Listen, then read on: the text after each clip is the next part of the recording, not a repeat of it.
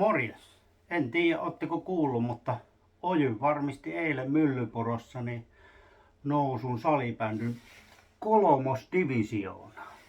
Sehän on seuran 35-vuotisen historian aikana ensimmäinen kerta, kun tuolla sarjatasolla saadaan pelata salibändyä, laji, jossa toiminta aikanaan alkoi. Curlingia ollaan pelattu ykkösdivisioonassa ja kakkosdivaarissa taidetaan kaukalopalloa pelata tälläkin hetkellä, mutta on tämä minun mielestä vähän isompi juttu. Itse asiassa sen verran iso juttu, että voisin lurauttaa pienen laulu asian kunniaksi. Ja edellinen musiikkiesitys, julkinen sellainen, minulla on 90-luvulta seuran pikkujouluista, että siitä vähän niin kuin perspektiiviä siihen, että minkä koko luokan juttu tämä on.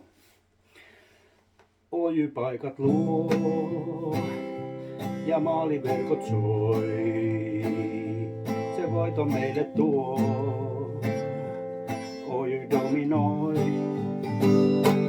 kohti sarjavoittoa, me taas marssitaan sitten aamun koittoon, nousua me juhlitaan. Ojy, ojy, ojy, ojy, ojy, ojy, ojy, ojy, ojy, ojy, ojy, ojy,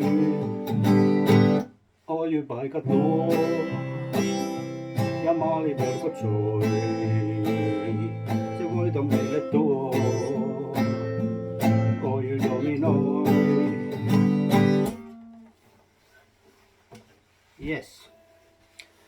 Ei muuta kuin tsemppiä edustusjoukkueelle loppukauteen, viimeiseen turnaukseen ja lopputurnaukseen ja sitten ensi kaudelle kolmosdivari. Hieno homma.